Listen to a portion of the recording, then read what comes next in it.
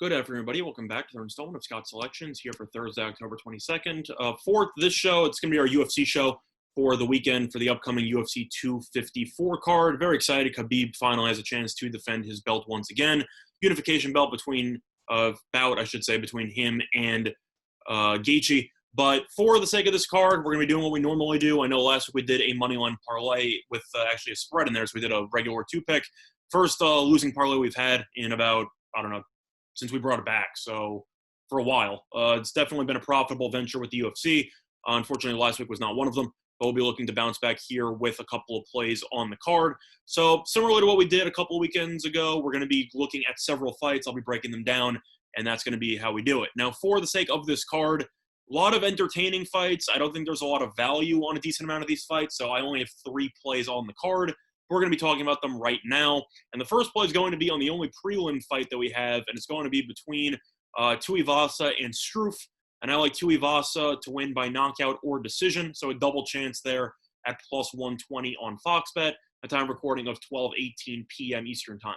Now, a couple reasons why I like Tuivasa in this spot. First of all, both fighters have not been good at all lately. Struff is a UFC veteran, been around the block a few times, has had 41 career MMA fights.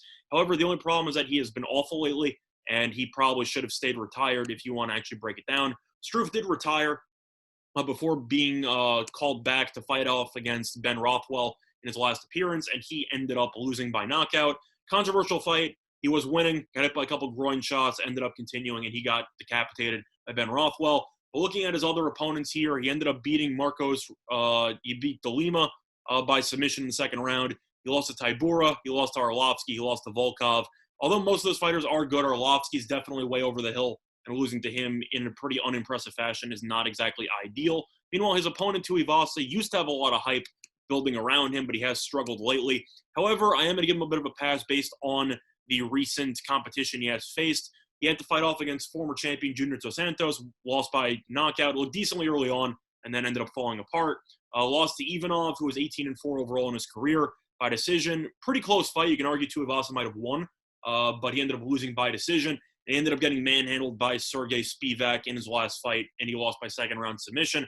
But looking at the actual fight itself, Tuivasa announced publicly that he believes if he loses this fight, he will be thrown out of the UFC. So he definitely has a lot of motivation going with him in this fight.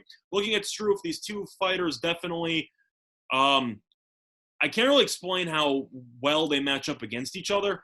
Tuivasa is a knockout specialist, 9 wins, 8 by knockout, and Struff definitely has one of the weaker chins left in the UFC, especially at the heavyweight division, as he has 12 losses, 8 of them by knockout. So he definitely has not showcased a very strong ability to handle power strikes, which is what Tuivasa does. However, Struff is very solid on the ground with 18 submission victories, and Tuivasa is not exactly the greatest on the ground, so to speak, as he ended up losing his last fight by submission. So if Struff takes it to the ground, he should be able to win. If Tuivasa keeps it in the stand-up, he should be able to win. Struff does have roughly a 10-inch reach advantage, which means a lot on paper.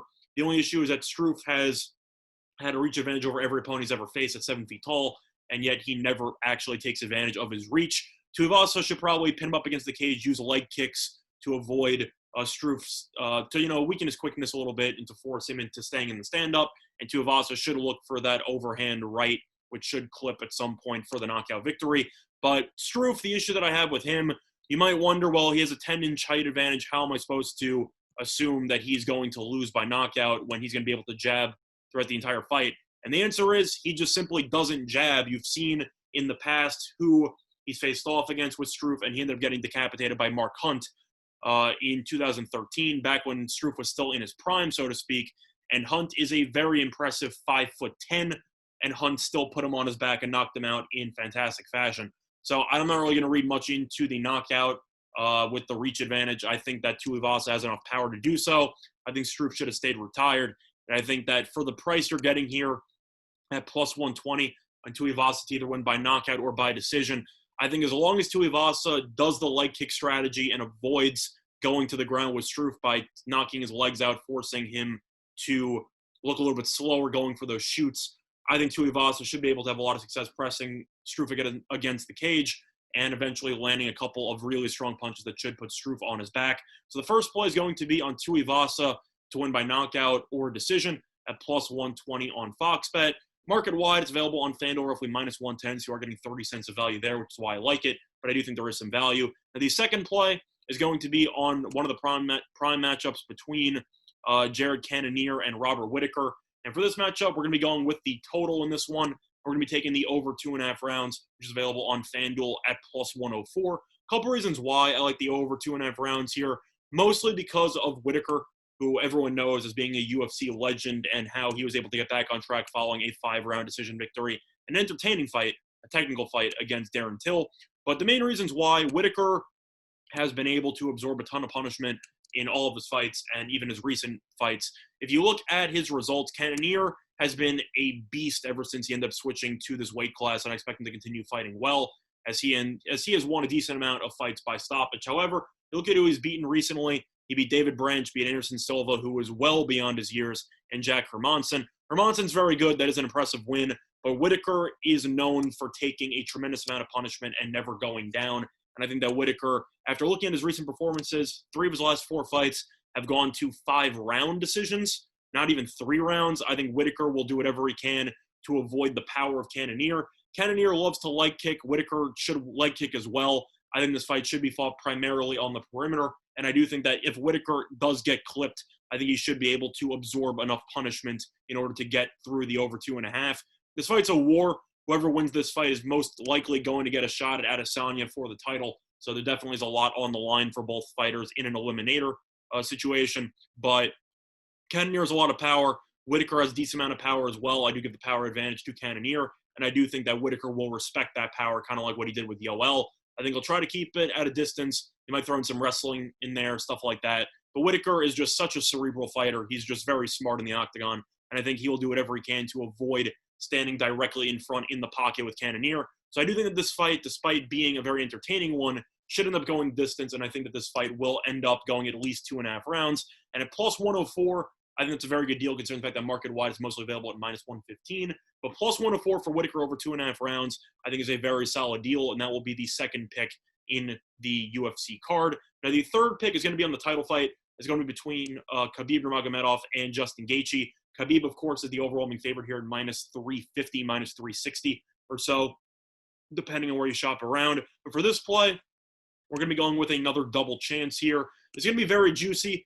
And for that reason, we're going to be doing this to win a unit instead of simply wagering a unit like we normally do. But we're going to be taking Khabib to win by submission or decision. It's available at minus 143 on Fox Bet. If you shop around, it's mostly available at like minus 160 for the double chance. On FanDuel, for example, is minus 165. Gaethje does possess a lot of stand-up talent where he has the ability to potentially knock out Khabib. However, I've firmly said this for years, and I'm still standing to it. I think Khabib is the greatest UFC fighter of all time. I think that at 28-0, he is just a phenomenal MMA fighter. Nobody will be like him ever again. I think he is better than GSP. I think they make the argument that in terms of overall dominance, he's better than John Jones, because John Jones had a couple of boring fights in the past. He also had the steroid issue, the drug issue, etc. Khabib is just a machine. And if you look at who he's fought in the past, the question that I have for Gaethje in this fight, Khabib's already handled elite strikers like Michael Johnson, like Conor McGregor, like Dustin Poirier, winning all 3 of those fights by stoppage and by submission in particular. Gaethje does have a wrestling background in college. The only question I have is how often he's actually used that wrestling in the UFC. I know you can argue, well, he uses it to stuff takedowns. That definitely is true. But when you have 22 wins and 19 are by knockout, you're definitely looking for the knockout punch on the feet. And I think if it goes to the ground at all, Khabib, of course, is going to be in his natural habitat. And I think that Gaethje is going to be screwed, especially with his questionable gas tank at times, which has been his Achilles heel in the past. I know you can say Gaethje's gas tank looked a lot better against Tony Ferguson, and I will agree. However, Ferguson is definitely a come-forward kind of guy, which suits Gaethje's stand-up exclusive style. Khabib's going to try to level change. He's going to shoot. He's going to go for some very unique submission holds and stuff like that, especially with takedowns, and how you could see him wrapping around the lead leg of some other guys in the UFC. There's nothing like Khabib. He is the greatest fighter of my generation in the MMA, and the UFC in particular. And even though Gaethje is definitely a very solid opponent who could be champion if he was against anybody else, I think Khabib is just a different animal. And I think that Khabib is going to take care of business, take it into the ground. And I don't think Gaethje is going to be able to stuff takedowns for 5 rounds. So I think that if this goes to the ground, Khabib should ground and pound, maul him for the most part. And I think he will be able to eventually get a submission in. But for the sake of this fight, I do think Gaethje does possess some unique attributes that make this fight potentially going the full distance. So for that reason, I'm going to be taking Khabib to win by submission or decision. Double chance once again at minus 143 on Fox Bet. And unlike the previous 2 fights, I'm going to be taking this one. I'm going to be wagering 1.43 units instead of 1 to make this worth an even unit of profit. So the 3 picks for UFC 254 are going to be Tuivasa, double chance, knockout, or decision at plus 120 on Fox Bet.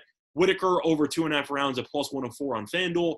And Khabib to win by submission or decision, double chance at minus 143 on Fox Bet. That's been the installment Scott Selections. That's been the installment Scott Selections. Good luck to all of you and your respective bets today. Bye, everyone.